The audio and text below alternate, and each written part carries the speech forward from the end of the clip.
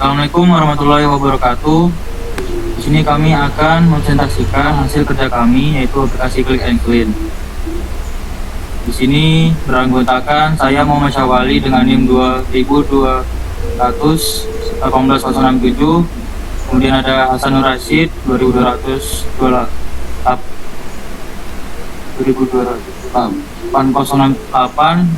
Kemudian Yuda Wiradharma 2200 kemudian Ridho Isa Devananda 2200 kemudian Bintang Nugraha Ramadan 2200 Deskripsi sistem. Aplikasi Click and Clean merupakan aplikasi pelayanan jasa cleaning service, sebuah platform mobile yang dirancang untuk menghubungkan pelanggan dengan staf pelayanan jasa pembersihan secara efisien. Aplikasi ini memiliki dua antarmuka utama, satu untuk pelanggan dan satu lagi untuk staf pelayanan jasa. Selain itu, terdapat antarmuka admin yang digunakan untuk manajemen dan pemeliharaan sistem dengan beberapa fitur utama sebagai berikut. Analisis proses bisnis. Proses bisnis aplikasi Click and Clean dirancang untuk menyediakan layanan kebersihan rumah tangga yang efisien dan mudah diakses oleh pengguna. Analisis ini mencakup tahapan utama dalam proses bisnis dari awal hingga akhir, termasuk pemesanan, penugasan petugas kebersihan, pelaksanaan layanan, pembayaran, dan umpan balik pengguna berikut untuk tahapannya. Tahapannya ada pendaftaran atau login, pemesanan layanan, penugasan petugas kebersihan, pelaksanaan layanan, dan yang terakhir pembayaran. Daftar spesifikasi kebutuhan sistem atau SRS. Aplikasi Click and Clean merupakan platform yang menghubungkan pelanggan dengan staf pelayanan jasa pembersihan agar dapat mempermudah pelanggan dalam urusan kebersihan tempat tinggal. Ada fungsi produk, karakteristik pengguna, kebutuhan fungsional, kebutuhan non-fungsional. Lalu saya jelaskan fungsi produk. Di sini ada satu, pencarian lokasi layanan pembersihan, yang kedua informasi layanan yang tersedia, yang ketiga pemesanan online, yang keempat pemilihan staf pelayanan jasa berdasarkan ulasan dan rating, yang kelima pemberitahuan dan konfirmasi pemesanan, yang keenam manajemen tenaga kerja oleh staf pelayanan jasa. Kemudian ada karakteristik pengguna. Yang pertama ada SRS, yaitu Software Requirement Specification. Yang kedua pelanggan, pengguna yang mencari dan memesan layanan pembersihan. Yang ketiga staf pelayanan jasa, pengguna yang melayani jasa kebersihan. Lalu ada sistem aplikasi untuk mengelola. Kemudian ada kebutuhan fungsional. Yang pertama pencarian lokasi, yang kedua informasi layanan, yang ketiga pemesanan online, keempat pemilihan staf pelayanan jasa, yang kelima pemberitahuan dan konfirmasi, yang keenam manajemen tugas kerja, yang ketujuh laporan dan analitik. Kebutuhan non fungsional. Yang pertama ada kinerja, yang kedua keamanan, yang ketiga kegunaan, keempat skalabilitas, kelima pemeliharaan, keenam kebutuhan antarmuka pengguna, yang ketujuh kebutuhan lingkungan operasional. Baik, selanjutnya akan dijelaskan oleh Mas Hasan. Terima kasih. Di sini saya lanjutkan untuk menjelaskan bagian use case. Untuk use case sendiri, di sini bisa melihat ada dua aktor, pelanggan dan juga staff. Bisa melihat profil, terus bisa melihat layanan jasa, melakukan pemesanan, memilih metode pembayaran, melihat status pemesanan, melihat riwayat pemesanan, memberikan rating dan ulasan, chatting, melihat data pemesanan, menerima pemesanan, melihat status pelayanan, dan juga login.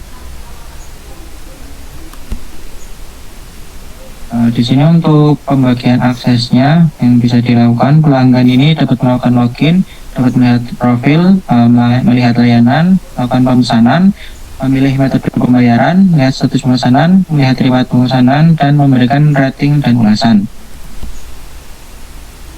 Untuk staf jasa di sini bisa melihat data pemesanan, bisa menerima pemesanan, bisa melihat status pemesanan, bisa melihat profil, dan juga melakukan login. Untuk diagram activity di sini, yang pertama bisa halaman login dan pendaftaran, menampilkan produk layanan cleaning service, pembayaran, informasi pemesanan ke staf pelayanan jasa, pelaksanaan layanan, rating, dan feedback. Di sini saya akan menjelaskan singkat saja untuk bagian alur dari diagram activity-nya, yang dimulai dari pelanggan. Terus pelanggan dapat melakukan login, Setelah login akan dilakukan verifikasi, lalu sistem akan menampilkan produk layanan jasa. Selanjutnya pelanggan dapat melihat produk layanan jasa dan melakukan pemesanan. Dan setelah melakukan pemesanan, maka sistem akan menampilkan metode pembayaran yang dapat dipilih oleh pelanggan dan pelanggan dapat melakukan pembayaran sesuai dengan metode yang diinginkan. Lalu selanjutnya ada verifikasi pembayaran dan juga memberikan informasi pesanan pelanggan kepada staf. Staf melakukan konfirmasi, selanjutnya sistem akan meneruskan konfirmasi tadi dan memberikan notifikasi pesanan kepada pelanggan. Dan selanjutnya staf akan mengerjakan pesanan pelanggan. Dan selanjutnya setelah pesanan selesai dilakukan, pelanggan dapat memberikan feedback dan juga rating berdasarkan pekerjaan yang sudah dilakukan dan aktivitas diakhiri oleh pelanggan. Untuk selanjutnya akan dijelaskan oleh Mas Yuda.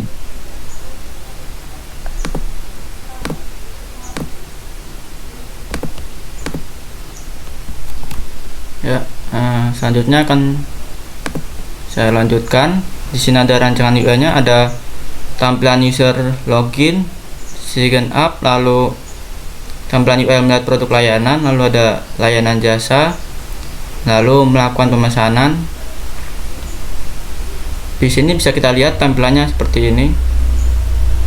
Selanjutnya di sini ada tampilan UI melakukan pemesanan, lalu ada memilih metode pembayaran, lalu ada melihat status pemesanan, lalu ada melihat status pemesanan juga ini, lalu ada melihat dan edit profile.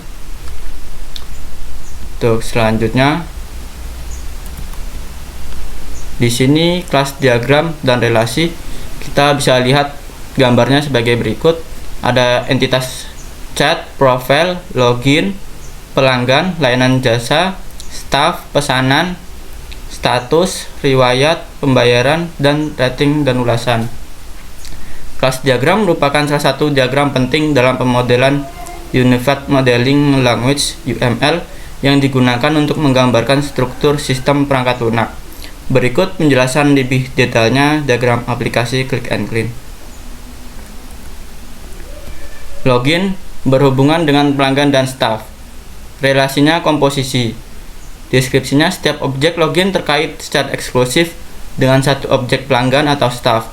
Jika login dihapus, pelanggan atau staf yang terkait juga akan dihapus. Lalu kedua, profil berhubungan dengan pelanggan dan staf. Relasinya asosiasi. Deskripsi, setiap pelanggan dan staf memiliki profil yang terkait. Profil dapat diperbarui tanpa menghapus pelanggan atau staf. Ketiga, pelanggan berhubungan dengan pesanan. Relasinya asosiasi one to many. Deskripsinya, setiap pelanggan dapat memiliki banyak pesanan, tetapi setiap pesanan hanya terkait dengan satu pelanggan.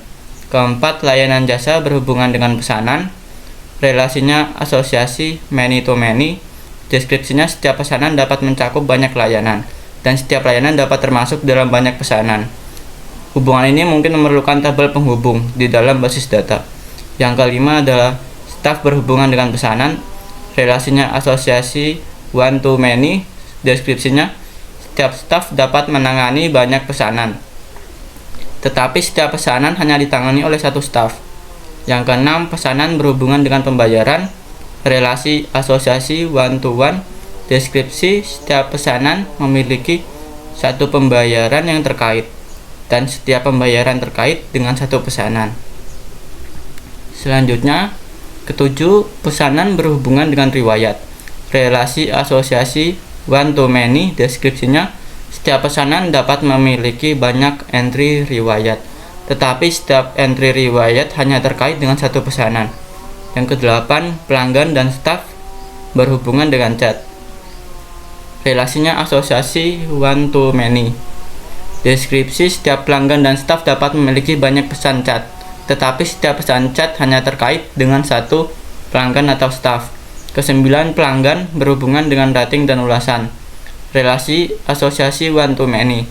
Deskripsinya, setiap pelanggan dapat memberikan banyak rating dan ulasan, tetapi setiap rating dan ulasan hanya terkait dengan satu pelanggan. 10. Layanan jasa berhubungan dengan rating dan ulasan. Relasinya asosiasi one to many. Deskripsi, setiap layanan dapat menerima banyak rating dan ulasan, tetapi setiap rating dan ulasan hanya terkait dengan satu layanan. 11. Pelanggan berhubungan dengan status. Relasi asosiasi one to many. Deskripsi, setiap pelanggan dapat menerima banyak status, tetapi status hanya terkait dengan satu pelanggan. 12. Staf berhubungan dengan rating dan ulasan. Relasi asosiasi one to many. Deskripsi, setiap staf dapat melihat banyak rating dan ulasan, tetapi setiap rating dan ulasan hanya terkait dengan satu staf. Untuk presentasi selanjutnya akan dilanjutkan oleh teman saya. Baik, di sini akan saya lanjutkan. Selanjutnya ada sequence diagram untuk login. Di sini aktornya adalah pelanggan. Yang pertama itu pelanggan menginputkan username dan password. Lalu sistem akan mengambil username dan password tersebut untuk memvalidasi ke database. Jika password dan username salah, maka pelanggan akan mendapatkan pesan yaitu username atau password salah. Dan jika berhasil, akan menampilkan halaman utama. Selanjutnya, untuk melihat layanan jasa, aktor masih pelanggan. Di sini pelanggan mengakses menu utama, lalu pelanggan memilih layanan kebersihan dan sistem mengirimnya ke database, lalu memvalidasi layanannya dan menampilkan layanan kebersihan kepada pelanggan. Lalu selanjutnya melakukan pemesanan. Di sini pelanggan memesan layanan kebersihan. Lalu sistem memproses pemesanan layanan kebersihan dan memvalidasinya ke database. Lalu jika kuota telah habis, maka pelanggan akan mendapatkan pesan. Jika layanan tersedia, maka layanan booking berhasil dan pelanggan mendapatkan pesan layanan berhasil di booking. Selanjutnya, di sini untuk memilih metode pembayaran. Setelah melakukan pemilihan layanan, pelanggan memilih metode pembayaran. Lalu pada menu pilih metode pembayaran, sistem akan memproses metode pembayaran, lalu memvalidasi metode pembayaran dan menampilkan metode pembayaran kepada pelanggan. Kemudian pelanggan melakukan pembayaran dan sistem memproses pembayaran tersebut lalu memvalidasi pembayarannya. Selanjutnya, untuk melihat status pemesanan. Di sini pelanggan setelah memesan dan melakukan pembayaran, pelanggan dapat memantau status pesanan. Lalu sistem akan memvalidasi agar pelanggan dapat mengecek status pesanan pelanggan. Lalu sistem akan menampilkan informasi tersebut secara real time. Selanjutnya, untuk selanjutnya akan dilanjutkan oleh teman saya. Baik, saya lanjutkan. Selanjutnya itu untuk analisis software costing dan estimasi biaya. Kemudian di sini itu ada aktor, di mana aktor itu terdiri dari 3 kategori. Yang pertama itu ada sederhana, kemudian rata-rata, dan kompleks. Di mana di sini dapat untuk total bobot aktor dihitung dengan mengalihkan jumlah aktor dalam setiap kategorinya dengan penggandaian sesuai. Di sini dapat yaitu untuk simple memperoleh 0, kemudian average itu 0, dan kompleks memperoleh 6, di mana 3 kali 2 dan 2 itu didapatkan dari untuk pelanggan dan staf layanan jasanya. Dan didapatkan untuk calculated actor weight atau AW-nya adalah 6. Kemudian selanjutnya itu untuk use case, di mana use case itu dibagi menjadi 3 juga untuk menghitung total UCP-nya. Jumlah use case di setiap kategori dikalikan dengan bobot yang telah ditemukan, kemudian hasilnya dijumlahkan. Dalam hal ini untuk click and run yaitu untuk simpelnya 12 kali 5 memperoleh 60, kemudian untuk average-nya itu 0 kali 10 dan memperoleh 0, kemudian untuk kompleksnya itu 0 kali 15 dan memperoleh 0. Dengan demikian didapatkan untuk calculated UCP-nya adalah 60. Selanjutnya itu untuk bagian technical, di mana pada bagian technical itu terdapat sebuah tabel yang digunakan untuk menentukan faktor teknis dalam perhitungan use case point atau UCP, yang mencakup berbagai faktor teknis. kemudian pengali atau multiplier, dan magnitudo relatif serta deskripsi setiap faktornya. Kemudian lanjut. Itu untuk environmental, di mana pada bagian environmental merupakan bagian yang digunakan untuk menghitung faktor lingkungan atau environmental faktor, di mana pada environmental ini didapatkan untuk calculated environmentalnya yaitu 0,995. Selanjutnya itu untuk final calculation, di mana ini adalah akhir dari proses sebelumnya, dan didapatkan untuk use case point-nya itu 49,6 dan hours of effort-nya itu 496 jam, di mana perhitungan effort atau usaha itu didasarkan pada jumlah UCP yang telah disesuaikan dan rasio jam usaha per UCP-nya. Selanjutnya itu untuk analisis kualitas dan rancangan, di mana usability testing adalah metode penting dalam proses pengembangan aplikasi untuk memastikan bahwasanya produk yang dibuat itu dapat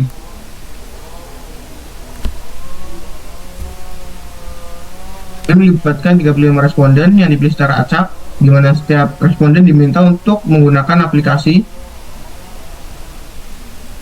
Click and Clean untuk melakukan serangkaian tugas tertentu. Setelah itu mereka diminta untuk mengisi kuesioner dengan metode SUS atau System Usability Scale yang terdiri dari 10 pertanyaan yang menilai berbagai aspek kegunaan aplikasinya. Selanjutnya, dan di sini diperoleh untuk hasil pengujiannya, bisa dilihat pada hasil tabel dari hasil pengujian. Selanjutnya,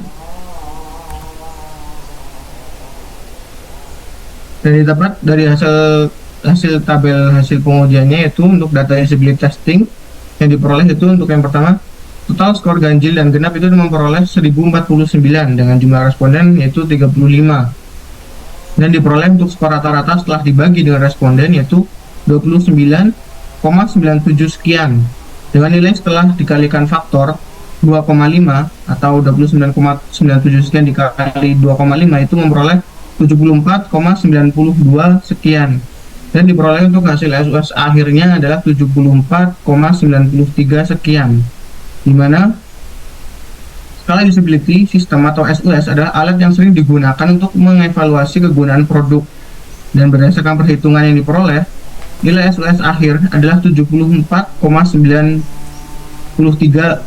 dengan kategorinya itu bisa diterima, yang dimana menunjukkan bahwasanya aplikasi ini memiliki tingkat kegunaan yang baik dan dapat diterima oleh pengguna.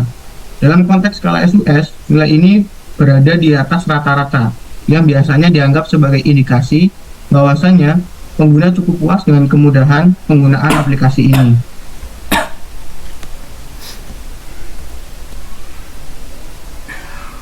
Mungkin itu saja presentasi dari kelompok kami.